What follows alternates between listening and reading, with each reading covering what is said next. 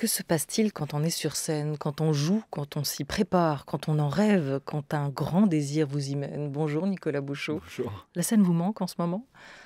Bien sûr qu'elle me manque. C'est un moment pour nous très difficile, très compliqué. Voilà, heureusement, il y a des choses qui sont quand même possibles, comme les répétitions. Mais le fait de ne pas pouvoir présenter ces spectacles à un public est un crève-cœur. Enfin, c'est difficile, c'est un moment très difficile. Alors, que se passe-t-il quand on est sur scène et surtout que se passe-t-il quand on n'est pas sur scène? On en profite pour lire ou relire, répéter comme vous l'évoquiez, et aussi se souvenir des belles choses. Ce livre, je l'ai écrit avant la pandémie. Donc, c'est pas un livre qui a été écrit pendant. Donc, non, j'ai essayé de décrire dans le livre, de rendre compte de quelle expérience peuvent faire les acteurs ou les actrices sur une scène de théâtre. Et qu'est-ce qu'on manipule, en fait, quand on joue face à des spectateurs. Quels sont les états qui nous arrivent, qui nous prennent. Enfin, c'est de témoigner, d'essayer de témoigner le plus précisément possible d'une expérience, de transmettre une expérience, celle du jeu, JEU. Et dans cette collection, Le temps du théâtre, chez Actes Sud, c'est pas souvent que les acteurs prennent la parole, hein, c'est plus souvent les metteurs en scène. Or, les comédiens ont aussi leur propre perception de la scène, évidemment, de la relation avec le metteur en scène, leur propre perception des textes, puisque c'est eux qui les portent aussi dans leur voix, et de cet espace dont on va parler juste, et c'est ça qui est intéressant. Vous ouvrez ce livre, enfin la préface, qui n'est pas de vous, par cette citation de Louis Jouvet. Tout le théâtre n'est qu'amitié, à part ceux qui discutent pour avoir raison et qui perdent cette amitié par vanité ou amour-propre. Vous l'avez perdu, vous, de temps en temps, et retrouvé? L'amitié Mhm. Non, je l'ai même. C'est même sans doute ce que je suis allé aussi chercher en faisant du théâtre et en commençant à faire du théâtre dans ce qu'on appelait au début des années 90 les bandes, les groupes, qui est devenu il y a quelques années, pour qualifier la génération en dessous de moi, les collectifs. Mais ça, c'est des choses des mots que les journalistes utilisent pour, euh, pour nommer une génération qui arrive, si vous voulez. Mais l'idée du groupe, c'était important pour moi, oui, bien sûr. D'ailleurs, quand je parlais tout à l'heure du fait qu'on peut encore répéter aujourd'hui et que c'est important, c'est quand même la première chose qui nous fait du bien quand on retourne en répétition, c'est quand même de retrouver les autres, enfin de retrouver ses camarades et de sortir un peu, de pouvoir un peu sortir de l'enfermement dans lequel nous met cette pandémie, ouais, absolument. Donc l'amitié, c'est une valeur effectivement pour moi très importante, ouais. Et ça, c'est une citation que Véronique Timsit a faite, puisque c'est elle qui a écrit la préface. Et elle est très juste. Mais du coup, est-ce que le groupe, le collectif, la troupe, peu importe comment on l'appelle, Oui, oui. la bande, Ouais.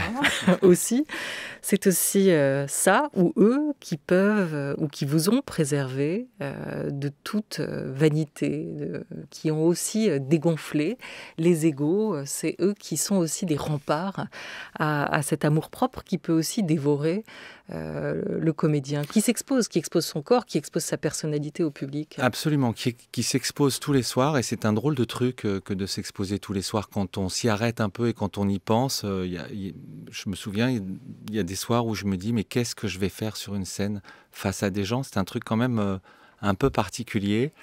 Le groupe, il protège. Je pense qu'après, chacun, on peut individuellement ne pas se prendre pour ce qu'on joue ou ne pas se voir plus grand qu'on est. On peut le faire seul, on n'a pas besoin d'un groupe pour ça, je veux dire, a priori. Après, le groupe, ça permet une circulation de la parole et surtout, ça permet Quand on dit le groupe, c'est des groupes d'artistes où les choses sont relativement partagées. C'est-à-dire qu'on n'est pas simplement au service d'un metteur en scène, où on n'est pas simplement en train d'exécuter les ordres du metteur en scène, mais il y a une circulation de la parole. Moi, c'est ce genre de groupe-là que j'ai cherché. C'était le cas chez Gabili, c'est le cas chez Jean-François, Sivadier aussi, où la parole circule, où les choses se font entre les gens. Parce que vous disiez très justement tout à l'heure que c'est assez rare les livres... en plus, c'est Actes Sud qui m'a fait la proposition. Je veux dire que je n'ai pas amené un manuscrit déjà écrit. Et c'est vrai que c'est une collection où il y a essentiellement des metteurs en scène. Mais ça, c'est parce que je pense qu'au théâtre, depuis une grande partie du XXe siècle, le personnage principal du travail théâtral, c'est le metteur en scène, puisqu'il y a un avènement de la mise en scène au XXe siècle et que c'est ce personnage de metteur en scène à qui, pendant de nombreuses années, on a demandé tout, en fait. De trouver l'argent pour une production, de donner un sens à ce qu'il faisait, de choisir les textes. Et donc, moi, quand j'ai commencé à faire du théâtre, c'était vraiment c'était les mises en scène de Chéreau, c'était Strehler et tout ça. Et donc, cette personne du metteur en scène était vraiment mise en avant de façon très forte.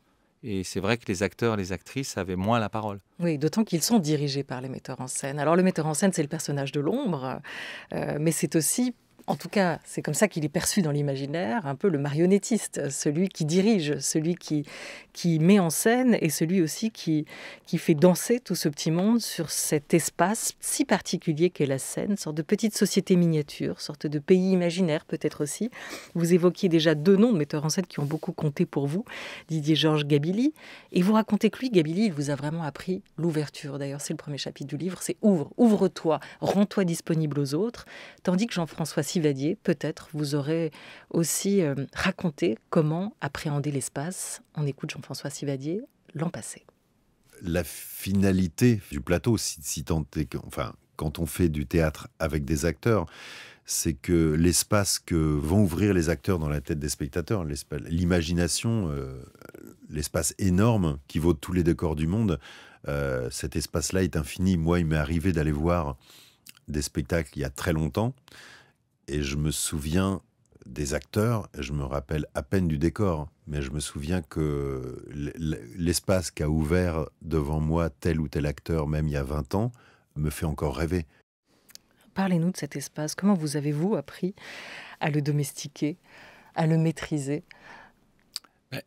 C'est-à-dire, ce que dit Jean-François, c'est assez... Jean-François, il réfléchit plus comme un acteur que comme un metteur en scène, d'ailleurs, dans son travail. C'est quelqu'un qui accorde une place très importante aux acteurs.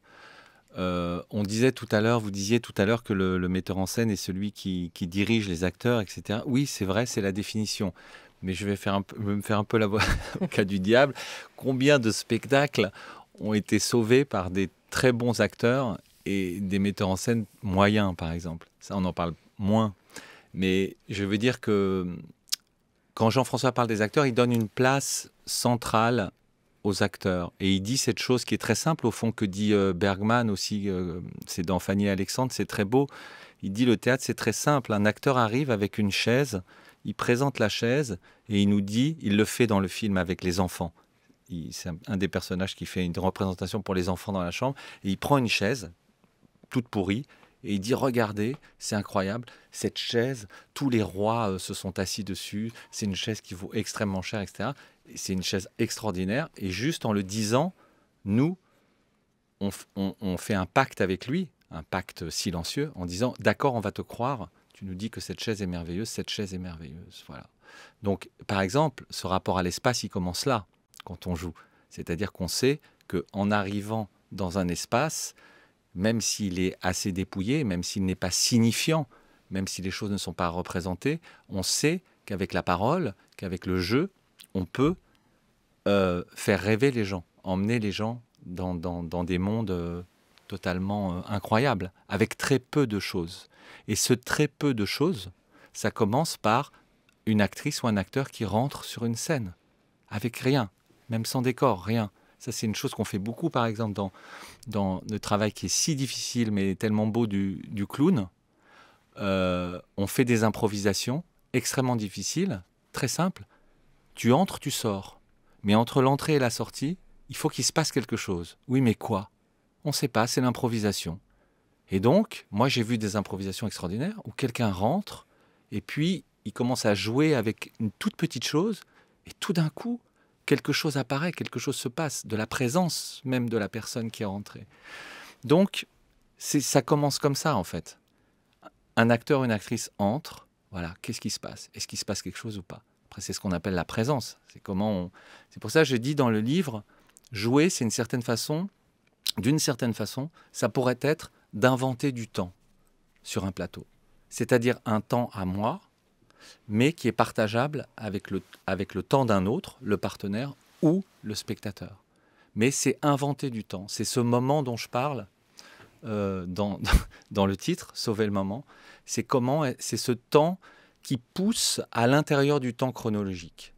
Voilà. Alors, je le dis, ça a l'air théorique, mais c'est une chose qu'on peut ressentir réellement quand on joue, mais aussi dans la vie. C'est-à-dire ces moments où on est pleinement dans l'instant présent, et être pleinement dans l'instant présent, c'est savoir déjà qu'il est en train de disparaître. Donc, c'est être dans un temps qui est réellement une faille, une brèche entre le passé et le futur. Et c'est ce que j'appelle un moment dans le livre, le temps qui reste, c'est-à-dire qui travaille et qui transforme notre temps chronologique. Et ce reste, il ne faut pas l'entendre comme une portion numérique, hein, mais c'est ce qui reste inassignable à toute division et à toute catégorie. Et au fond, on pourrait dire, c'est le temps de l'expérience. Voilà, qu'on peut faire chacun dans la vie quand tout d'un coup, on est dans un état, et c'est ce qu'on recherche sur un plateau de théâtre, c'est pour ça qu'on le reconvoque tout le temps, mais on peut l'éprouver dans la vie. Moi, je l'ai éprouvé à des moments dans ma vie, très simples, des moments de rien où on est assis quelque part au soleil, et tout d'un coup, tout s'ouvre, tout se dénoue, et il n'y a plus aucune barrière entre mon œil et ce que je vois, ou mon oreille et ce que j'entends. Voilà. C'est cet état-là qu'on va convoquer quand on joue sur une scène, mais aussi qu'on peut éprouver dans la vie. C'est le moment où on est traversé par une expérience, aussi minime soit-elle. Hein. Est-ce qu'on peut essayer de recréer ce moment? Est-ce que vous pouvez aller à la porte? Est-ce que vous pouvez revenir, réentrer? Non, ça, c'est trop dur. Nicolas Bouchot. Non. Si, et imposer votre présence. Bah oui. Mais on Je n'ai pas trouvé comment. Pas à la radio. Bah si, on entend. Bah, on va rien entendre. Mais on voit avec les oreilles, oui.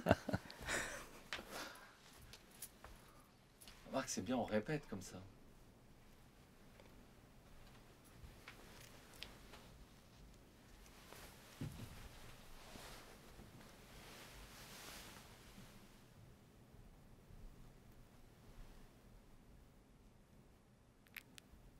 Et là, dans le meilleur des cas, on attend la petite crête du silence et on commence à parler.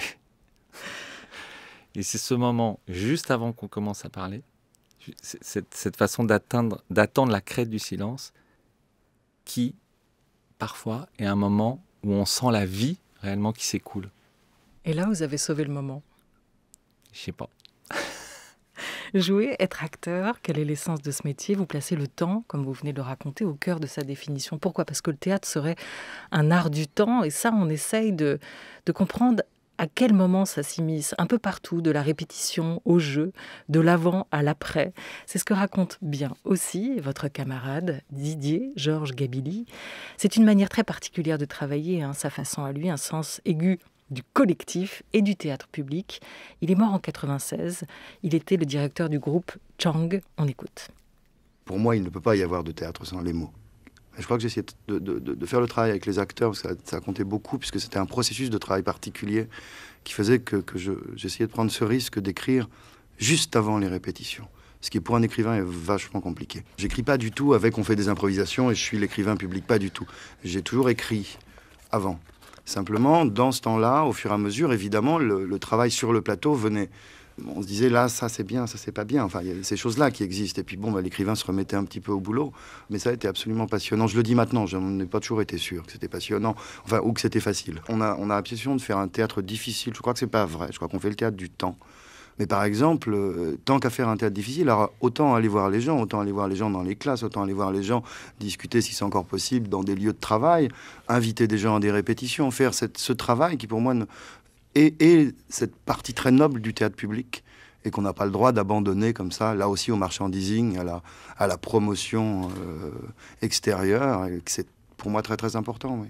Dans Sauver le moment, Nicolas Bouchot, vous vous présentez aussi en avocat de ce théâtre du service public que vous défendez corps et âme. Vous avez été d'ailleurs à cette école-là. Il y a une idée qui se perd en ce moment de ce qu'est ou ce que devrait être le théâtre de service public. Il y aurait quelque chose à défendre tout particulièrement dans ce moment, à vos yeux? Je sais pas, on peut pas dire les choses aussi, peut-être aussi frontalement que ça. Le fait est que c'était beau de entendre Didier. Ce qui est certain, c'est que quand on travaille dans le théâtre public, c'est ce qui rappelle d'ailleurs Didier, le temps d'un spectacle, c'est ce que je dis dans un texte, excède toujours celui de sa représentation. C'est-à-dire qu'il faut toujours redire que quand on joue un spectacle, on fait plein d'autres choses en même temps quand on est en tournée. On va dans les lycées, on va dans les facs, on va dans les prisons, on va rencontrer les spectateurs. On fait beaucoup de choses autour du spectacle. Bon, ça, c'est le théâtre public. Moi, il y a quelque chose, c'était en 2007 qui m'a un peu choqué. C'était la lettre de mission de Nicolas Sarkozy et François Fillon à leur ministre de la Culture, Christine Albanel, où il y avait cette phrase, 2007, on est. Il faut créer une offre qui réponde aux attentes du public. Ça, pour moi, ce n'est pas le travail de l'art. Si on fait de l'art en pensant au public, ou à des catégories d'âge, ou à des catégories sociales, ou à je ne sais pas quoi, on ne fait pas d'art. Ça, c'est le travail d'autres gens, de la télévision, si vous voulez, je ne sais pas de qui, mais pas de... Bon. Donc cette injonction de Nicolas Sarkozy et François Fillon à leur ministre de la Culture, c'était déjà un peu le signal que la chose publique, le théâtre public, allait être un peu transformé.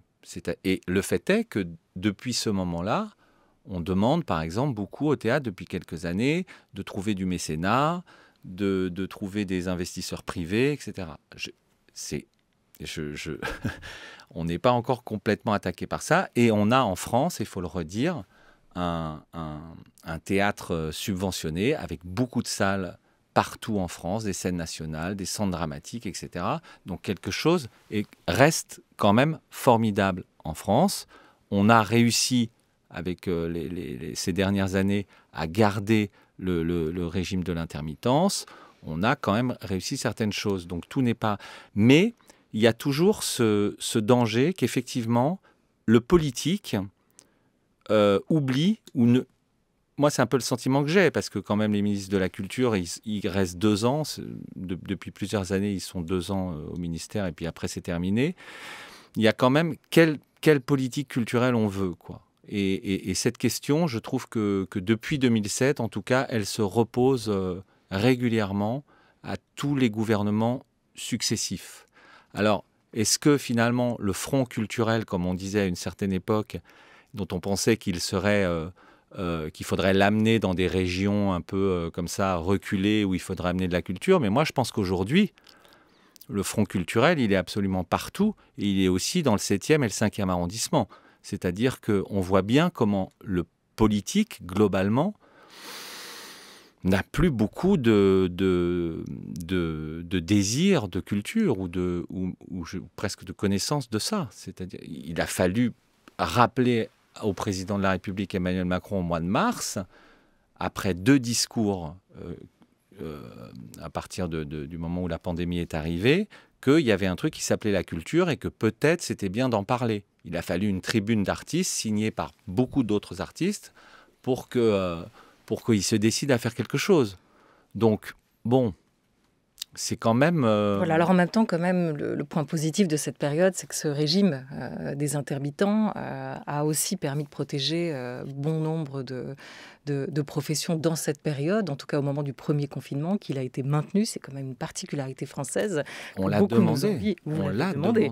Mais vous avez eu gain de cause sur ce point. Bien sûr. C'est important. C'est un régime pour lequel vous vous êtes beaucoup battu, vous, Nicolas Bouchot, et qui montre aussi son importance dans des moments comme celui-ci, des moments de crise sanitaire. Ce théâtre public qui reste un lieu de libre recherche, presque un lieu d'expérimentation aussi, tel que vous le défendez. Oui. Il a, ce théâtre, son temple, en tout cas sa ville, c'est Avignon. Avignon, on y revient toujours, et vous aussi, dans ce livre, Nicolas Bouchot, Sauver le moment, qui paraît chez Actes Sud. On va écouter les mots d'un certain Jean Villard à propos de la cour d'honneur du Palais des Papes.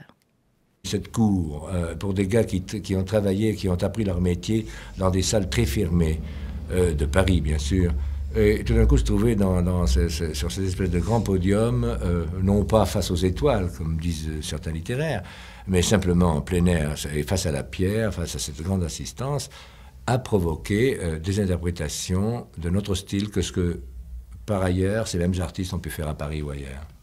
Donc... Et ça n'avait rien à voir avec le bruit des cigales, qui d'ailleurs ont été supprimées dès la 2e année. Elles se sont tues, les cigales. Je considère ça comme un petit crime personnel. Mais enfin, dans la cour, depuis 1948 ou 49, les cigales ne sont plus intervenues. Vous avez été dans la cour d'honneur du Palais des Papes, Nicolas Bouchot, les cigales? Les martinets. Les cigales, non pas à la cour d'honneur. Vous les avez pas entendus? À la Carrière Boulbon, oui. Ouais. Oui. Avignon. Le festival a été annulé l'été dernier. On espère qu'il reviendra cet été, parce que c'est vrai que c'est un lieu de rencontre, un lieu de croisement, un lieu aussi où l'année des comédiens, des metteurs en scène, des années de travail tendent aussi vers ce moment pour ceux qui peuvent s'y rendre, dans le off comme dans le in. Jean-François Sivadier, votre complice, on l'évoquait tout à l'heure. Avec lui, vous avez été à Avignon ? On a joué beaucoup de spectacles avec Jean-François Avignon. On a joué La vie de Galilée, on a joué La mort de Danton, on a joué Le Roi Lear dans la cour d'honneur. Alors justement, vous racontez dans ce livre, Le Roi Lear, ce Shakespeare, mis en scène par Jean-François Sivadier en 2007-2008. 2007, oui. Qu'est-ce que vous avez ressenti quand vous avez présenté cette pièce-là dans la cour d'honneur du Palais des Papes? Pourquoi ça restera un moment si particulier pour vous, ce que vous avez trouvé là-bas? Je pense que tous les lieux extérieurs à Avignon sont tellement extraordinaires, sont tellement beaux, sont tellement... qu'il y a quelque chose qui reste à chaque fois attaché à... Mais j'avais fait l'expérience en tant que spectateur aussi. Je trouve que quand on voit des spectacles dans la cour d'honneur, dans la Carrière Boulbon, au cloître des Carmes, au cloître des Célestins, même en tant que spectateur, c'est des choses qui vous restent, quel que soit le spectacle d'ailleurs. Non, quand c'est très mauvais, non, mais ça peut être très long. Ça peut être très long. Mais le lieu est complètement fait partie intégrante de la représentation, au fond. Et donc, quand on joue à la cour d'honneur, c'est déjà évidemment un grand plaisir, une très grande excitation. En plus, une pièce comme Le Roi Lear. Et puis, bizarrement, je me souviens, ce qui me reste aujourd'hui, c'est de me dire, quand la pièce commence, et je me dis, non, c'est pas si impressionnant, en fait, cette cour d'honneur, parce que c'est vrai que quand on est sur le plateau de la cour d'honneur, les gradins et tout ça font qu'il y a, même s'il y a 2000 personnes, il y a quand même une espèce de proximité qui est assez rassurante et qui ne glace pas, en tout cas, la représentation. Mais c'est des moments, ça a été des moments absolument formidables. Bien sûr. Voilà, vous racontez aussi votre partage du midi, la pièce de Paul Claudel, mise en scène collective. Et justement, tout le monde attendait de savoir à quoi allait ressembler cette pièce sans metteur en scène, ce projet sans metteur en scène, avec que des acteurs et des actrices qui avaient là, collectivement, en bande, signé ce projet-là. C'était Valérie Dréville qui était en 2008 artiste associée avec Roméo Castellucci, et Valérie décide avec Jean-François de faire Partage de midi et que le spectacle se fasse de façon collective. Et ce que je raconte dans le livre sur ce Partage de midi, c'est que, et c'était dans un lieu absolument sublime, la Carrière de Boulbon, en pleine nature, on était à 15 km d'Avignon et on vit là-bas pendant 1 mois et demi, totalement hors du monde, à travailler sur ce texte de Claudel, qui lui-même raconte une dérive de 4 personnages en Chine. Et nous, on a dérivé avec le texte, et on a tellement dérivé que le jour où tous les spectateurs sont arrivés, c'était le premier jour du Festival d'Avignon, Donc les gens descendent quasiment du train quand ils arrivent sur les gradins de la carrière de Boulbon. Et nous, on avait presque oublié qu'il allait y avoir une représentation. Et donc, je raconte comment s'est passée cette première du partage de midi en 2008 au Festival d'Avignon, qui était pour nous un espèce de chemin de croix pendant toute la représentation. Mais voilà, mais qui fait partie des expériences théâtrales et qui sont en plus... on apprend aussi beaucoup des échecs et de rater mieux, rater encore, et tout ça, comme dit Beckett. Donc, c'est ça que je raconte de façon humoristique, parce que quand on en parle aujourd'hui, c'est drôle, c'est un moment drôle. Nicolas Bouchot, malheureusement, on n'est pas au théâtre et j'ai pas le pouvoir de suspendre le temps. Il nous reste moins d'1 minute. Juste racontez quand même aux auditeurs, parce que en 30 minutes, on n'arrive pas à refaire 30 ans de route, la vôtre, Nicolas Bouchot. Mais qu'aux dernières nouvelles, vous étiez à la table du Grand Inquisiteur, mise en scène par Sylvain Creusevaux, joué en septembre au Théâtre de l'Odéon à Paris. Une version longue des frères Karamazov de Dostoïevski, mise en scène, aussi était en jachère. Elle l'est restée pour l'instant. On espère vous retrouver un jour dans cette pièce-là. Et puis, il y avait du Thomas Bernard dans l'air, Maîtres anciens. Au Théâtre de la Bastille, ça devait reprendre peut-être en février, peut-être en mars, peut-être bientôt, on espère. Juste, dans cette pièce, vous reprenez les mots du dramaturge autrichien. Vous vous dites « Je me suis faufilé dans l'art pour échapper à la vie. L'art en dehors du monde détesté. » Voilà ce que dit Thomas Bernard. L'art, il est hors du monde ou il nous parle du monde? Je voudrais juste que vous terminiez là-dessus, pour vous, à vos yeux. Il n'est pas du tout hors du monde. Il nous parle du monde et je dirais peut-être plutôt qu'il n'en parle, il témoigne pour le monde. Merci beaucoup à vous, Nicolas Bouchot, d'avoir été avec nous autour de cette grande table. Sauvez le moment, l'expression est donc de Serge Danet. Vous l'avez reprise pour nommer ce livre où vous vous racontez, qui paraît chez Actes Sud. Merci d'avoir été avec nous. En attendant de vous retrouver sur scène très bientôt.